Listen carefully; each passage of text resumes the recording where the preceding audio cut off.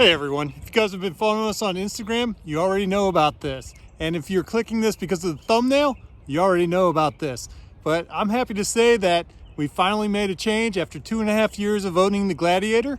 We've swapped up to try a 4Xe Rubicon. Now, let me tell you a little bit of the reason why it took 2.5 years for us to switch up. I know many of you are used to us switching around more often than that, but let's get down to it and I'll tell you why it took so long. As I'm sure many of you already know, the market over the last couple of years, ever since COVID hit, has been a total disaster.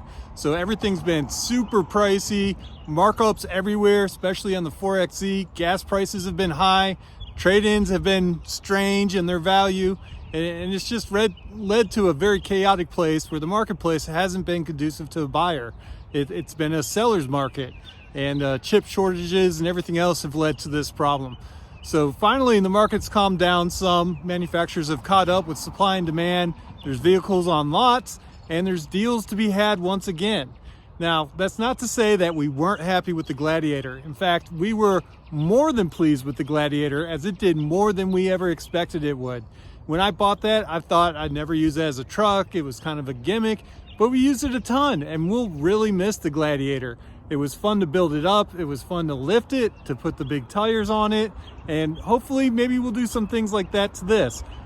But before we do that, we want to live with this for a little while and see how we like it, see what kind of mileage we get out of it, what kind of range we get on the electric charge. So we got a few things we want to do with this vehicle before we go doing any heavy modifications to it. So as you guys know, the market on these was crazy. These things were going for, I saw them for $10,000 to $12,000 over market price or manufacturer's price. So I wanted to get one right away when they came out, but I had to wait, and waiting paid off for me. So we got a great deal on this, and the trade-in value for the Gladiator was still at a good price. So we got a good trade-in value, and as you guys know, if I don't get a good trade-in, I don't get good value for my vehicle, and I don't feel happy about the purchase, I won't do the purchase. Neither should you. But in this case, we got everything great. Our friends over at Benson Chrysler Dodge Jeep hooked us up once again with a great deal that we couldn't say no to. So thank you, Benson. Thank you, Robbie Miller. You guys are great, and you hooked us up yet again, and now we got some more content for our viewers. So you guys might be wondering, why a 4Xe? Why did we pick this one? Well, you know, again, the right deal is what led us down the path for this one, but this one had the right combo for what we wanted to do. As you guys can tell, this is a Rubicon, so we had to have that, and it has the 3-piece hardtop, because we're not fans of the power top. It's just not for us. I like to take the top off and have some freedom, and this allows us to still do that. One of my main draws and why I can't get away from Jeeps is the freedom that it gives me. Coming from a motorcycle person that I used to be, and having race cars and loving convertibles, this gives me the best of all worlds with 4 wheels, so it's a lot safer than when I was out riding bikes.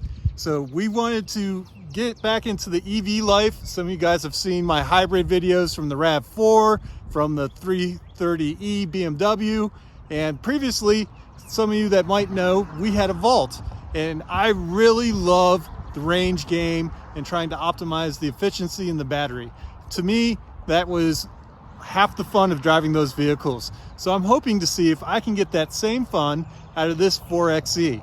And so far, I've only got about 36 miles on it, so I got a lot of learning and getting used to it to go, but I'm really enjoying it thus far in those first 36 miles. So hopefully we can get some more miles on here and see what kind of range and see what kind of efficiency we get with this. I don't expect much. It's still a Jeep. It's still a big block. It's not efficient as far as it goes cutting through the wind, being the brick that it is. And it's 4-wheel drive. It's got these big tires on there, the KO2s on there. So it's got some things working against it. But I fully charged it before coming out for this video, and it told me I had 25 miles of range.